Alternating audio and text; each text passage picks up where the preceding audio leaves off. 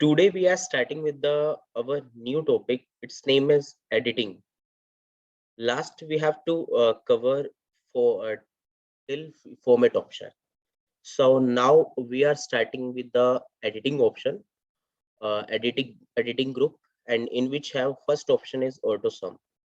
So let's start with the auto sum option. Please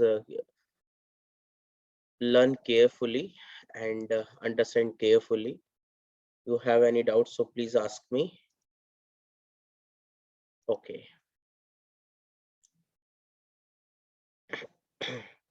My screen and voice is correct now. Yes, sir. Yes, sir. Yes, sir. Where is Mitul? Mitul नहीं आया आज. Sir आया था हूँ. मितुल नहीं, उसको विपुल विपुल.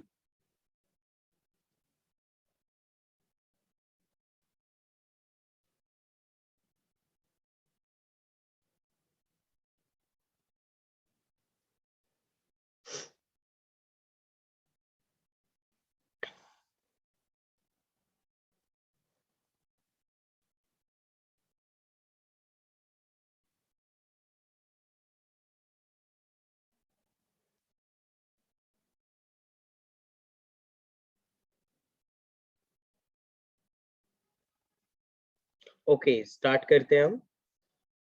Editing group से स्टार्ट कर रहे हैं जिसमें फर्स्ट ऑप्शन ऑटो सम है. बेसिकली इस ऑटो सम ऑप्शन का जो यूज होता है वो किस लिए होता है वो समझिए ध्यान से कि मल्टीपल वैल्यूज का टोटल अगर आप ऑटोमेटिकली करना चाहते हैं तो आपके पास ऑटो सम का ऑप्शन होता है. जैसे कि अभी आपने सम फंक्शन को करने के मतलब टोटल को करने के बहुत सारे तरीके सीखे थे, जिसमें से एक तरीका हमारे पास ये था कि हम सम फंक्शन लगा सकते हैं equals to sum bracket start, और जिस जिस वैल्यू का टोटल करना है उन सभी वैल्यू को हम सेलेक्ट कर सकते हैं और ब्रैकेट क्लोज करेंगे और एंटर करेंगे तो टोटल हो जाएगा. ये तरीका सभी को आता है टोटल करने का.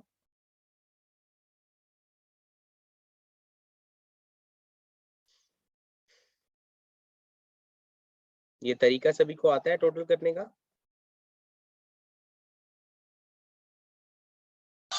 Yes sir. तो आप मल्टीपल वैल्यूज का टोटल इस सम फंक्शन के थ्रू कर सकते हैं. बट एक और तरीका है हमारे पास जो बहुत ही इजी है कि आपको जो टोटल करना है, जिस सेल में आपको डेटा टोटल करना है उस सेल में कर्सर रख लो. जैसे इन सभी सेल का टोटल आप करना चाहते हो इसके नीचे, और इसका भी टोटल आप करना चाहते हो इस सेल के नीचे. तो इन दोनों सेल को सेलेक्ट कर लो और सिर्फ ऑटो सम बटन पर क्लिक कर दो. इसके ऊपर जितनी भी वैल्यूज होंगी इन सभी का टोटल वो ऑटोमेटिकली कर लेगा. तो अगर आप देखें कि जैसे इसके अंदर ऊपर वाली सारी वैल्यू सेलेक्ट की हुई है बट इनको छोड़ दिया क्योंकि मल्टीपल सेल इसे ब्लैंक मिले, तो इस डेटा को इसलिए इसने छोड़ दिया. तो अगर ऐसा कुछ डेटा छोड़ दे तो उसको खुद आप ऊपर की तरफ ऐसे ड्रैग एंड ड्रॉप कर लेना. तो बेसिकली ऑटो सम का जो यूज होता है वो ऑटोमेटिकली इस डेटा का टोटल करना होता है कि इस तरीके से आप मल्टीपल वैल्यूज का टोटल कर सकते हो. एक और एग्जांपल मैं आपको इस चीज के ऊपर दे सकता हूँ. जैसे कि अभी आपने बहुत सारे स्टूडेंट का डेटा यहाँ पर बना रखा है सपोज.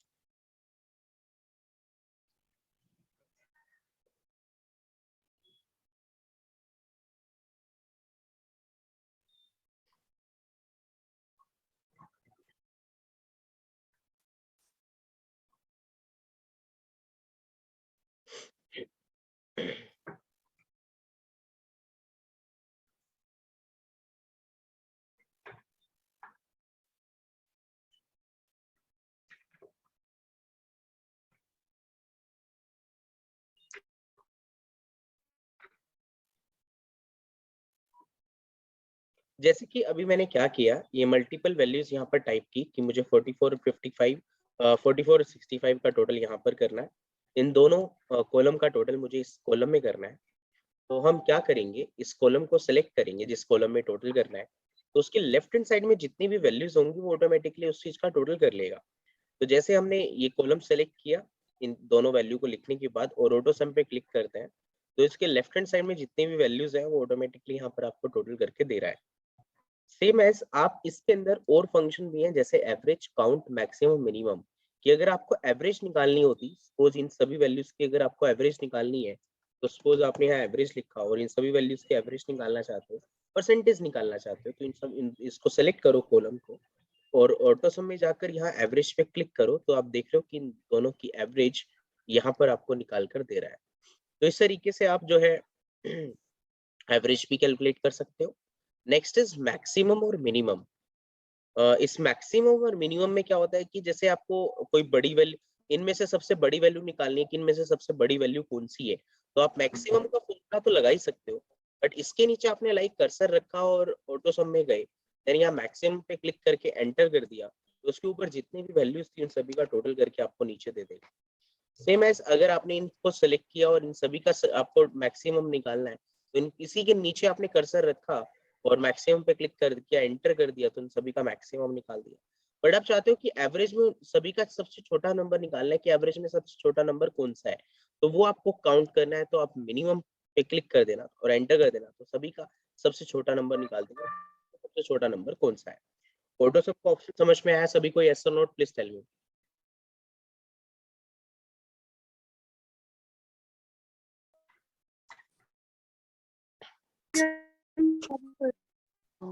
ऑडियो अटक रहा है।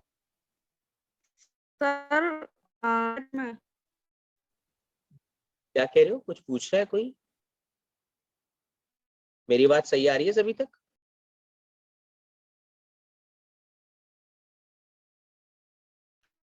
ओके, सर वेट करते हैं, आ ऑडियो जाएगी। अटक रहा है। ठीक है बेटा, एक बार वेट कर लेते हैं 2 मिनट।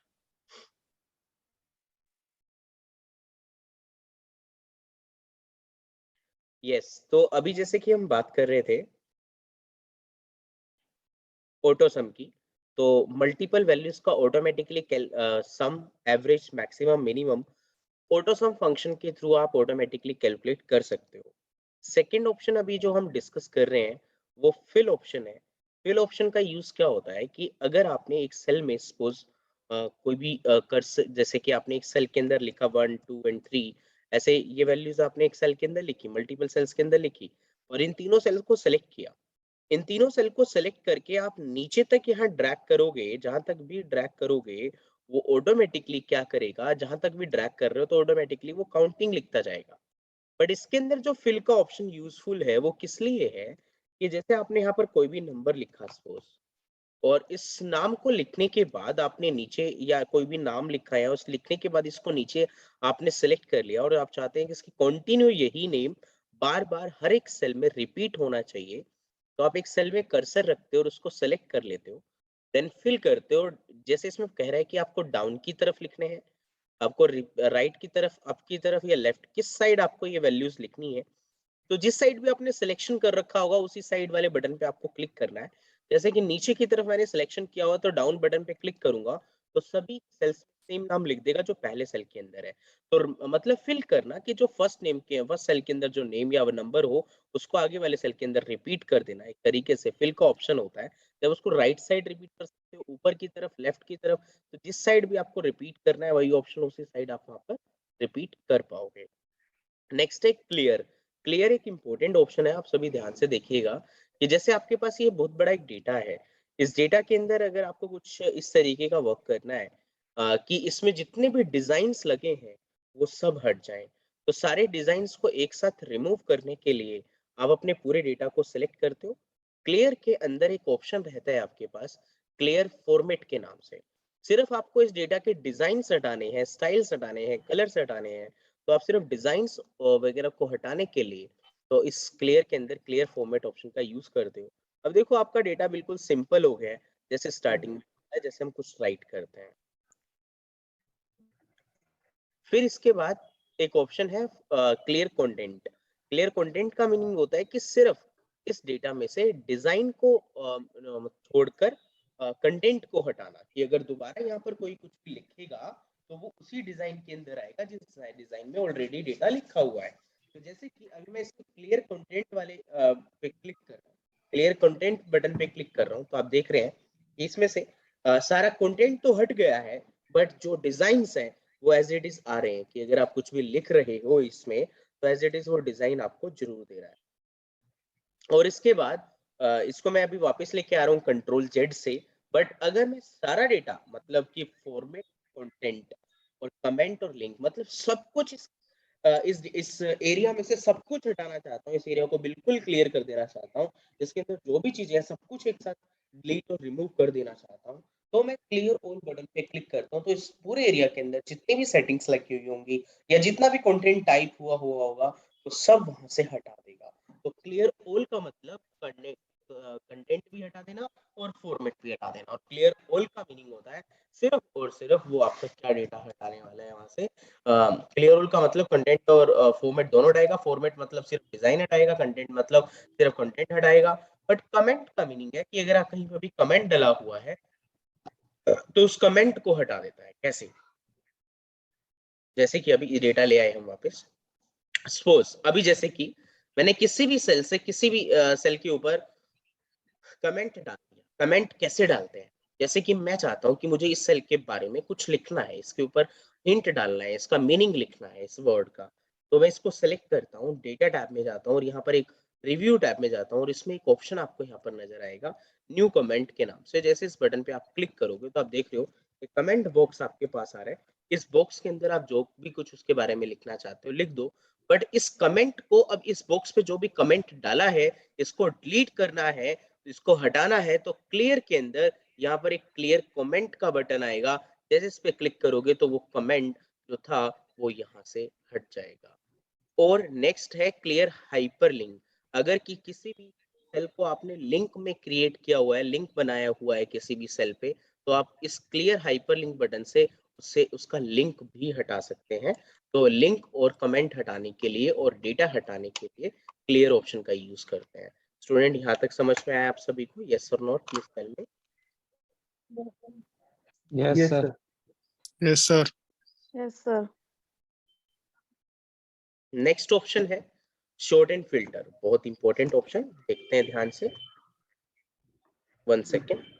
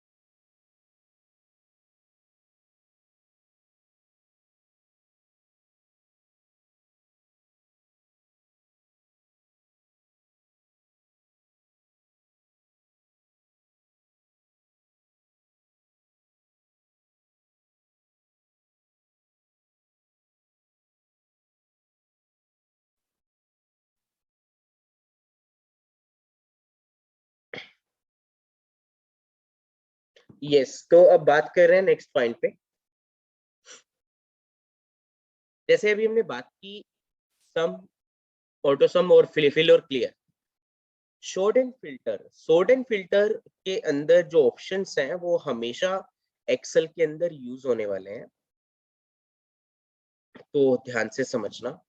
ये बेसिक टू एडवांस, ये जितने भी ऑप्शंस मैं बता रहा हूँ इसके अंदर अभी मैं आपको, ये जितना भी आप एक्सेल सीखोगे बेसिक टू एडवांस, वो सब ऑप्शंस के अंदर ये वाला ऑप्शन यूज होता है। और जितनी भी असाइनमेंट मैं आपको दूंगा उनके अंदर भी ये ऑप्शन मिलेगा। आपको इसको अच्छे से समझना पड़ेगा बिकॉज ऑफ ये हर एक ऑप्शन में यूज होता है। और डेली रूटीन का ऑप्शन है ये, जब ऑफिस के अंदर काम करते हैं तो ये भी हमें डेली रूटीन में काम करने को मिलता है। तो जिसमें फर्स्ट ऑप्शन हम बात कर रहे हैं सॉर्ट की। सॉर्ट एंड फिल्टर नाम है बेसिकली इसका। सॉर्ट का मीनिंग होता है कि अगर आप अपने डेटा को असेंडिंग ऑर्डर के अंदर सेटअप करना चाहते हो तो आप सॉर्ट ऑप्शन का यूज करते हो। असेंडिंग ऑर्डर में काम करने का मतलब कुछ इस तरीके से है कि जो भी आपने ये डेटा बनाया हुआ है बेसिकली,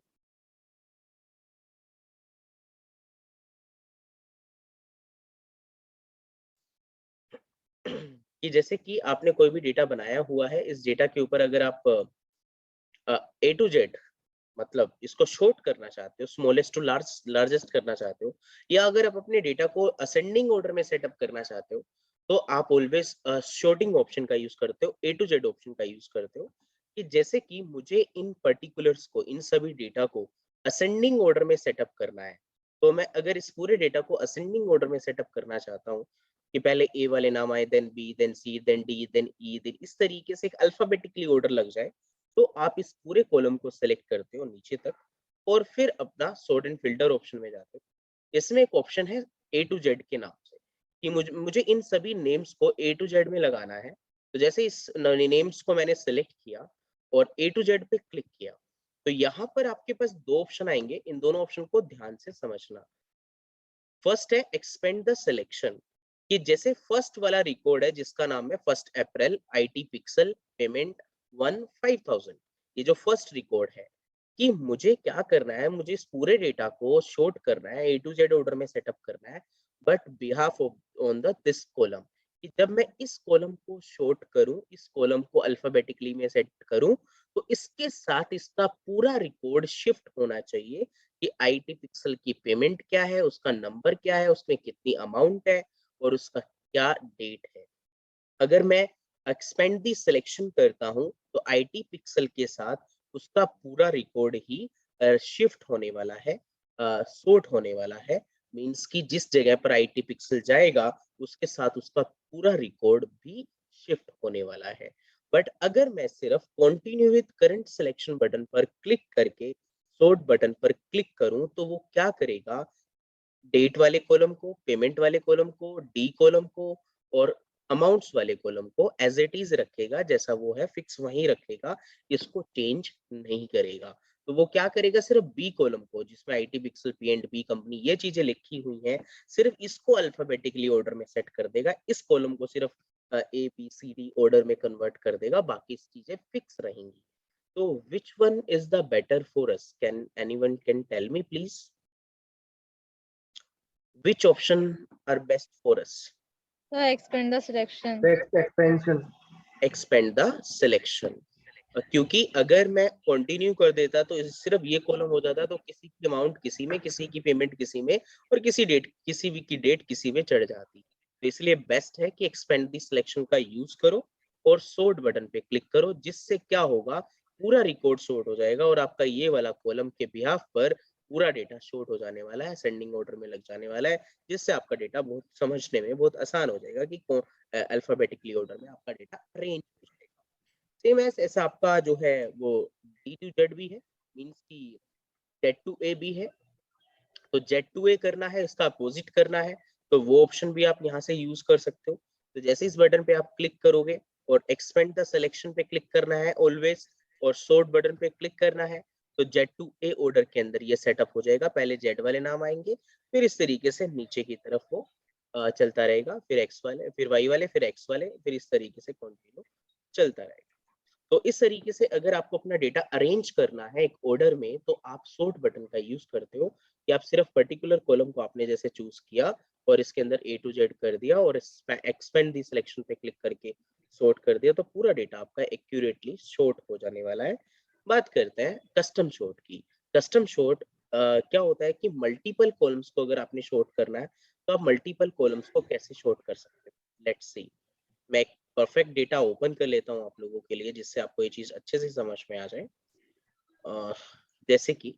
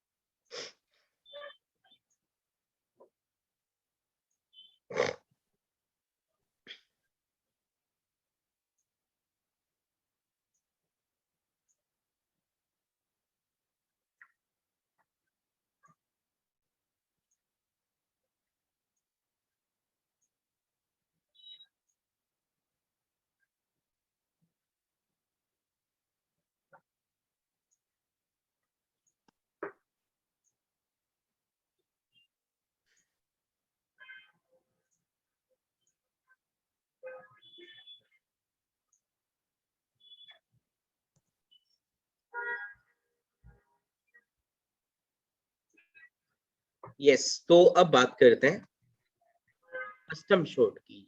इसमें कस्टम शॉर्ट बटन है, इस ऑप्शन को यूज कर रहे हैं। आप सभी अपने माइक जो है म्यूट रखिए प्लीज। बात कर रहे हैं हम यहाँ पर किस ऑप्शन की, कस्टम शॉर्ट की। बेसिकली कस्टम शॉर्ट एक ऐसा फीचर है जिसके थ्रू आप मल्टीपल कॉलम्स को सॉर्ट कर सकते हो। ध्यान से समझना, इंपॉर्टेंट ऑप्शन है। जैसे दो या दो से ज्यादा कॉलम्स को अगर आप शॉर्ट करना चाहते हो तो आप कस्टम शॉर्ट ऑप्शन का यूज करोगे। सबसे पहले आप अपनी पूरी टेबल को सेलेक्ट करने, जितनी भी बड़ी आपकी टेबल बनी हुई है उसको सेलेक्ट कर लें। देन सॉर्ट एंड फिल्टर के अंदर एक फिल्टर के नाम से बटन रहेगा, सिर्फ इस बटन पर क्लिक करें। सॉरी, इसके अंदर कस्टम शॉर्ट के नाम से एक बटन रहेगा, उस कस्टम शॉर्ट वाले बटन पे क्लिक करें। इसके अंदर एक बॉक्स ओपन होकर आएगा। इस बॉक्स के अंदर फर्स्ट हमारा कॉलम है डेजिग्नेशन। ये मुझे डेजिग्नेशन बेस पर बेसिक सैलरी का जो है डेटा को अरेंज करना है। डेजिग्नेशन वाइज बेसिक सैलरी को अरेंज करना है कि डेजिग्नेशन अल्फाबेटिकली ऑर्डर में लग जाए और basic salary smallest to largest order में लग जाए।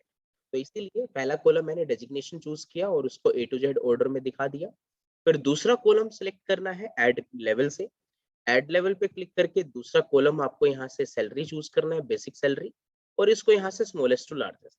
तो ऐसे दो या दो से ज्यादा कॉलम्स को अगर आप शॉर्ट करना चाहते हो, अरेंज करना चाहते हो, तो आप कस्टम शॉर्ट का यूज करते हो। पहले कॉलम में आपने डेजिग्नेशन डाल दिया, देन दूसरे कॉलम को ऐड लेवल से इंसर्ट किया और देन बाय में बेसिक सैलरी ले लिया। अब जब भी आप कस्टम शॉर्ट इस ऑप्शन का यूज करोगे तो क्या होगा कि मल्टी कॉलम्स आपने लिए होंगे, तो मल्टी कॉलम्स में पहले क्या होगा कि हमेशा जो आपका डेटा शॉर्ट होगा, इस सेकंड वाला जो कॉलम होगा वो फर्स्ट कॉलम के बिहाफ पर शॉर्ट होने वाला है। कि पहले वो फर्स्ट कॉलम को शॉर्ट करेगा, देन उसके बिहाफ पर सेकंड कॉलम को शॉर्ट करेगा। दोनों को अलग अलग शॉर्ट करेगा तो उसका डेटा मिसमैच हो जाएगा। किसी का नाम किसी की सैलरी में और किसी की सैलरी किसी के नाम पे चढ़ जाएगी, सेम एज डेजिग्नेशन भी।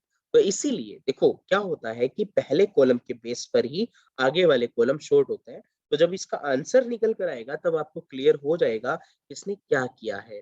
तो जैसे कि डेजिग्नेशन आपने चूज किया, देन बेसिक सैलरी चूज किया और इसको ए टू जेड ऑर्डर में लगाया, इसको स्मॉलेस्ट टू ऑर्डर में लगाया, देन ओके किया। ओके करते आप क्या देख रहे हैं कि आपका डेटा असेंडिंग ऑर्डर में तो लग गया है डेजिग्नेशन में। ये सारे ए वाले नाम पहले आ रहे हैं, देन बी, देन सी, देन डी, और नीचे ऐसे आपका अल्फाबेटिकली ऑर्डर में ये सेटअप हो गया है।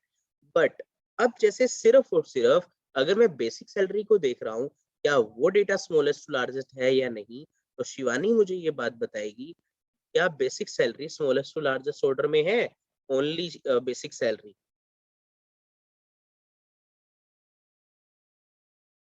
Sir Shivani, am smallest audible? To largest है। Basic salary smallest to largest है। स्टार्टिंग की 6 वैल्यू देखो। सर नहीं, नहीं है ना? नहीं सर, कुछ बड़ी हैं, कुछ मतलब स्मॉल हैं। हाँ, तो मतलब कि उसने नहीं किया, राइट। बट यस मैंने सर। जैसे कि कहा था, बट जैसे कि मैंने कहा था कि मुझे शॉर्ट करना है, तो उसने शॉर्ट किया है और उसने अपना काम पूरा किया है। बट किस ऑर्डर में और किस मैनर में? सिर्फ और सिर्फ असिस्टेंट मैनेजर की सैलरी देखो स्मॉलेस्ट टू लार्जेस्ट में है। सिर्फ और सिर्फ असिस्टेंट मैनेजर की सैलरी देखो स्मॉलेस्ट टू लार्जेस्ट में है। Yes, sir. Yes sir. और सिर्फ यस सर। मैनेजर की देखो, है। Yes, sir. Yes sir, smallest to largest. Yes sir. और ऐसे ही टीम लीडर की भी सैलरी स्मॉलेस्ट टू लार्जेस्ट में ही है। ठीक है, तो हमेशा कस्टम शॉर्ट वाला बटन क्या करेगा, पहले कॉलम के ऊपर डिपेंड होकर दूसरे वाले कॉलम को सॉर्ट करेगा। वो ओनली बेसिक सैलरी को शॉर्ट कर देता तो वो किसी की सैलरी किसी में चढ़ जाती, मतलब मिक्स मैच हो जाता है डेटा। तो इसीलिए वो एक करेक्ट मैनर नहीं है। तो इसीलिए वो क्या करता है कि डेजिग्नेशन को पहले सेटअप करता है, फिर उसके बिहाफ पर उसके डेटा को सेटअप करता है। तो इसको एक तरीके से कैटेगरी बनाता है, फिर इसको उसके अंदर उसके पार्ट बना देता है, मतलब उसको शॉर्ट कर देता है। तो इस तरीके से आप कस्टम शॉर्ट ऑप्शन का यूज कर सकते हो कि दो या दो से ज्यादा कॉलम्स को आप शॉर्ट कर पाओगे। होप कि यहाँ तक आपको कोई भी डाउट ना हो students, please. Have a doubt students? No, sir. No sir. No sir. Okay, आप सभी अपनी क्लास को 1 मिनट में डिस्कनेक्ट करके रिकनेक्ट करो फटाफट सभी स्टूडेंट्स।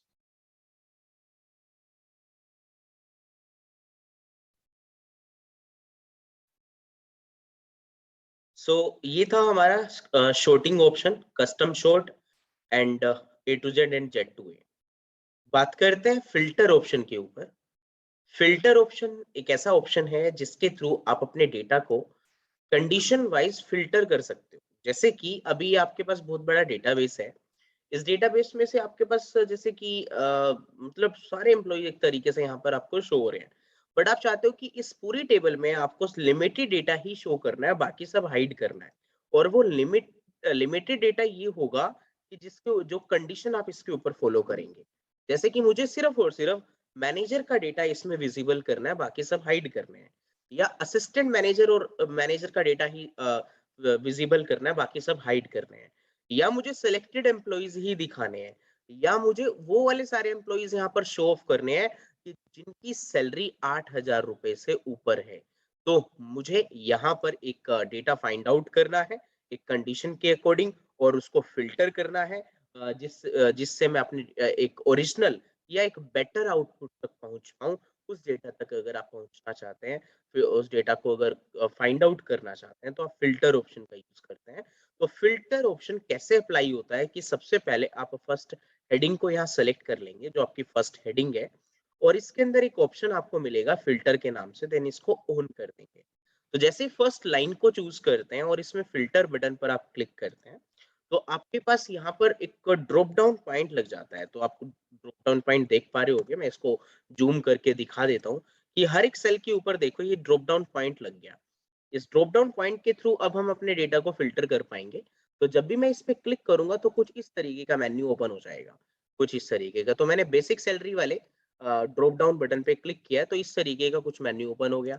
जब डेजिग्नेशन पे क्लिक करूंगा तो भी वो ऐसा सेम मेन्यू ओपन करके दे रहा है। तो इस तरीके से कोई भी एक मैं किसी भी बटन पे क्लिक करता हूँ तो उसका मेन्यू ऑटोमेटिकली यहाँ पर ओपन हो जाता है। तो इसका यूज क्या है कि मुझे वो वाले सारे एम्प्लॉइज फाइंड आउट करने हैं जो सिर्फ और सिर्फ टीम लीडर हैं, बाकी सब डेटा इसमें से हाइड हो जाए। वो वाले एम्प्लॉइज यहाँ पर शो होने चाहिए जो सिर्फ और सिर्फ टीम लीडर है। तो इस चीज को अगर आप फाइंड आउट करना चाहते हैं तो आप कैसे करते हैं वो देखिए पहले। 1 second please.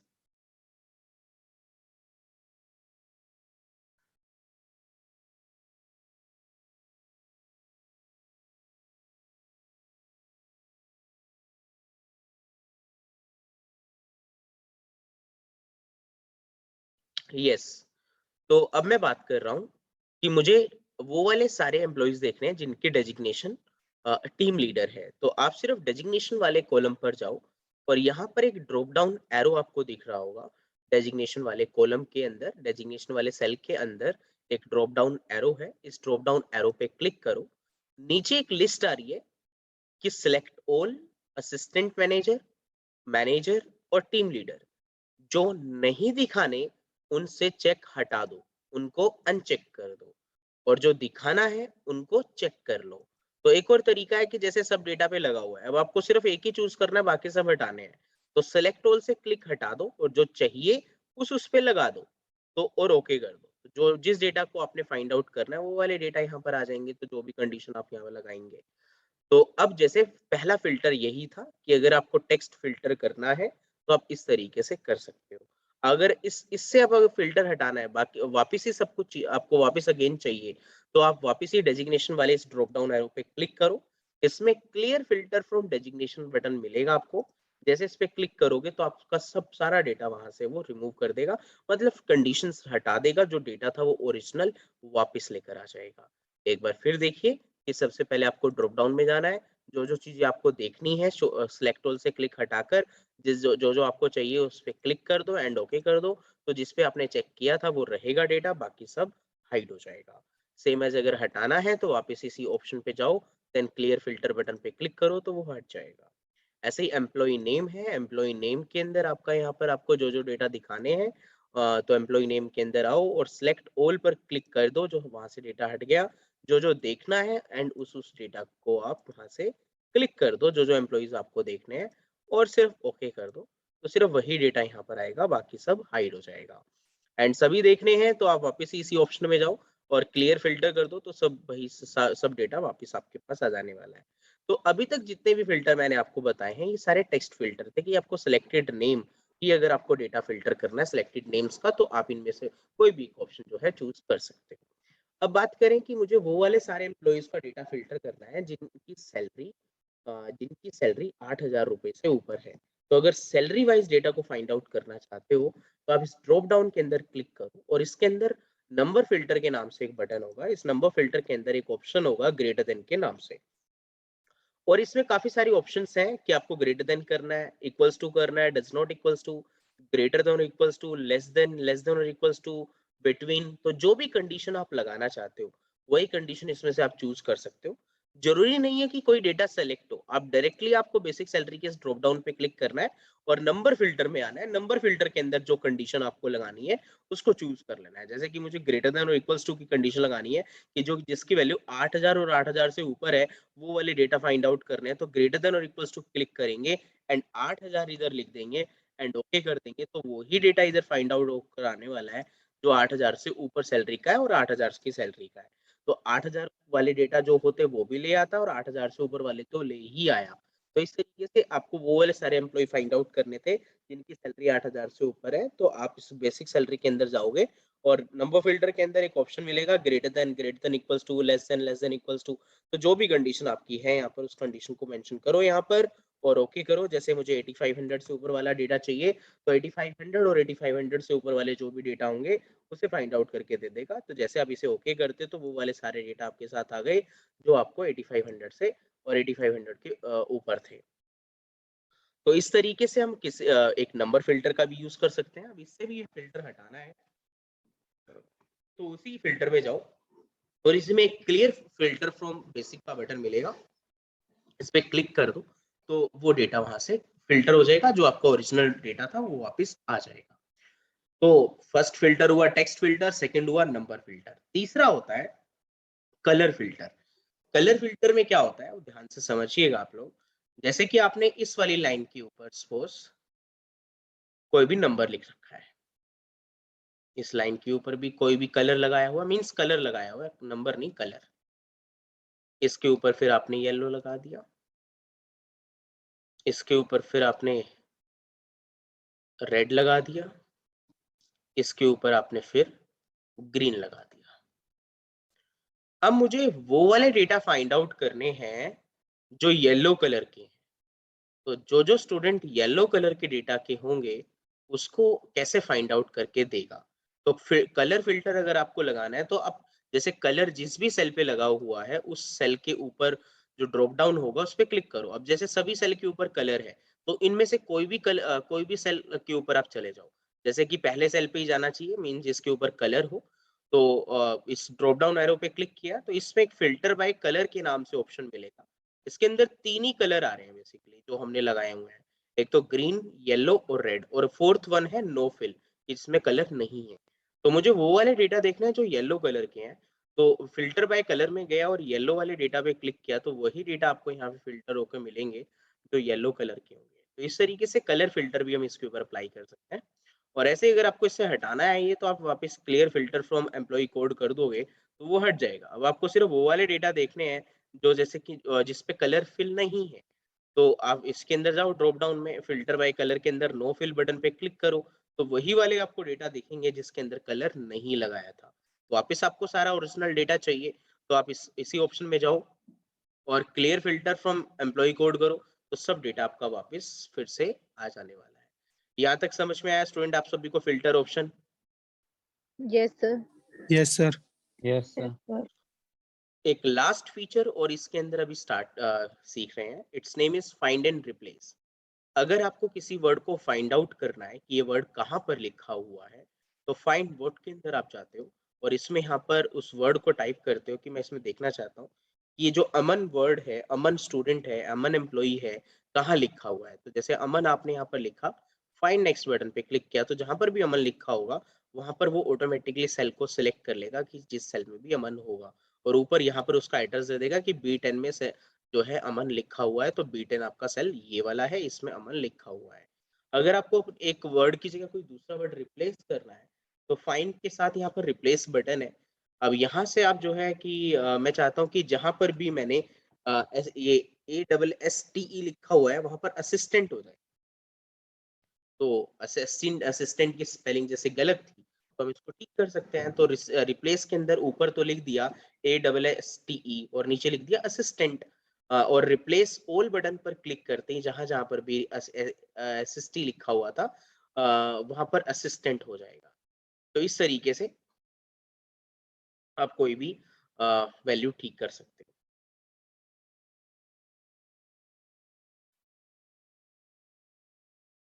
Got it students? हो जाएगा ये सारा काम। Yes, sir. Yes, sir. Yes, sir. और फिर Okay, इसमें sir. एक ऑप्शन है गो टू और गो टू स्पेशल। ये सब गो टू के ऑप्शंस हैं।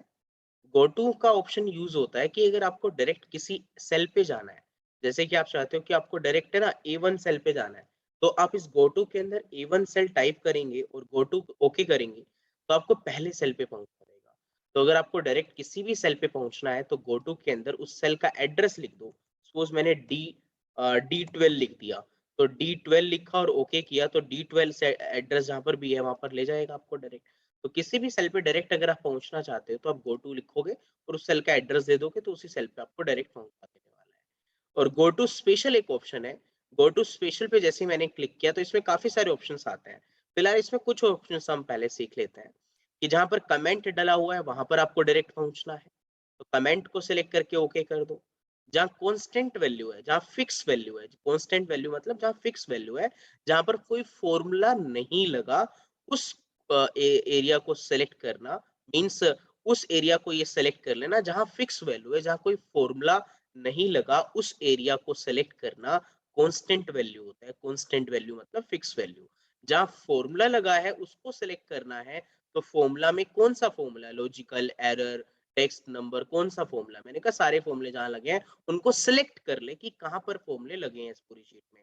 तो बोल रहा है कि ऐसा कोई भी सेल नहीं है इस पूरी शीट में जहां पर फॉर्मूला लगा हो। नो सेल वेयर फाउंड, कोई सेल इसे फाउंड नहीं हुआ है।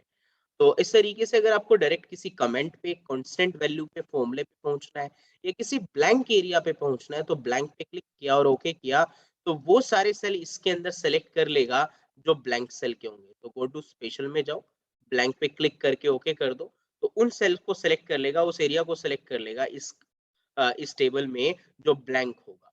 तो उसको नीचे वाली रो को ऑटोमेटिकली सिलेक्ट कर लिया कि ये वाली रो जो है ब्लैंक है, पहले इसमें कुछ मैटर लिखा गया था देन इसको ब्लैंक कर दिया था, समथिंग ऐसा कुछ। तो जो एरिया या जो सेल इस टेबल में जो इसे खाली मिलेगा वो इसे सेलेक्ट कर लेने वाला है। तो इस तरीके से आप ब्लैंक एरिया को भी यहाँ से सेलेक्ट कर सकते हो। एंड बाहर भी कुछ ऑप्शंस दिए हुए हैं जैसे कि फॉर्मूला डायरेक्ट, अगर कहीं पे भी फॉर्मूला लगाया हुआ है वहां पर आपको पहुंचाएगा। सपोज मैं अगर कहीं पे भी फॉर्मूला लगा देता हूँ तो डायरेक्ट मुझे उसी सेल पे पहुंचा देने वाला है। तो गो टू का मतलब डायरेक्ट किसी सेल पे आपको पहुंचाना, बस आप उसको बताओ कि कहाँ आपको पहुंचना है डायरेक्ट। तो गो टू स्पेशल के नीचे यहाँ पर फॉर्मूला है, तो जहाँ पे भी फॉर्मूला लगाया होगा उसे सिलेक्ट कर लेगा। अभी जैसे देखो 7850 को मैंने सिलेक्ट कर लिया और इसके अंदर गो टू स्पेशल के नीचे फॉर्मूला है, इस पे क्लिक करते ही उसी फॉर्मूला पे हमको ले जाएगा जहाँ फॉर्मूला लगा हुआ है। कमेंट कहाँ कमेंट डला हुआ है, कंडीशनल फॉर्मेटिंग कहाँ डली हुई है, कांस्टेंट वैल्यू का है जो फिक्स है, डेटा वैलिडेशन कहाँ डला हुआ है, ये आगे हम सीखेंगे। और सिलेक्ट ऑब्जेक्ट, पिक्चर कहाँ कहाँ सिलेक्ट है, सिलेक्शन पेन कौन कौन सी पिक्चर्स आपने डाली हुई हैं वो पिक्चर आपको बताएगा कि कहाँ कहाँ आपने पिक्चर इंसर्ट की हुई है, कौन कौन सी पिक्चर इंसर्ट की हुई है, यहाँ पर लिस्ट बन जाती है। तो जब आप इंसर्ट में पिक्चर इंसर्ट करते हो तो यहाँ लिस्ट बन जाएगी ऑटोमेटिकली। ये आप ट्राई करके देखना कि कौन कौन सी पिक्चर आपको दिखा रहा है, कौन कौन सी ओपन है। तो सिलेक्शन पेन में पिक्चर्स के नाम शो करता है कि कौन कौन सी पिक्चर आपने इंसर्ट की हुई है। तो ये आपका फाइंड एंड सेलेक्ट का बटन था कि आपको जो डायरेक्ट किसी एक सेल पे पहुंचाए, सिलेक्ट करवाए, रिप्लेस करवाए, फाइंड करवाए, उसके थ्रू हम ये काम कर सकते हैं। एक फॉर्मेट पेंटर आपने एमएस वर्ड में बहुत अच्छे से सीखा होगा कि जैसे कि आपकी फर्स्ट वाले रो के ऊपर कोई भी डिजाइन स्टाइल कलर लगा है सपोज, वही सेम डिजाइन अगर आपको नीचे वाले रो पे लगाना है तो आप इसको सेलेक्ट करते हो, फॉर्मेट पेंटर में जाते हो और जहां पर भी आपको ये सेम डिजाइन लगाना है वहां सेलेक्ट कर देते हो तो सेम डिजाइन यहाँ पर लग जाएगा। कि जैसे ये डिजाइन आपको कॉपी करना है, इसको सेलेक्ट किया, फॉर्मेट पेंटर ऑन किया, जहाँ पे ये सेम डिजाइन आपको लगाना है वहां सेलेक्ट कर लेते हो, देन वही सेम डिजाइन वहां पर अप्लाई हो जाता है। तो इस तरीके से फॉर्मेट पेंटर का काम होता है डिजाइन को कॉपी करना। तो आपने MS वर्ड में भी सीखा होगा, यहाँ पर भी होता है, तो दोनों जगह ही हम इसको यूज कर सकते हैं। तो ये था स्टूडेंट आज का आपका मैटर। समझ में आया आप सभी को? यस और not please tell me. Yes, sir. Yes, sir. Yes, sir. Yes, sir. Okay student, तो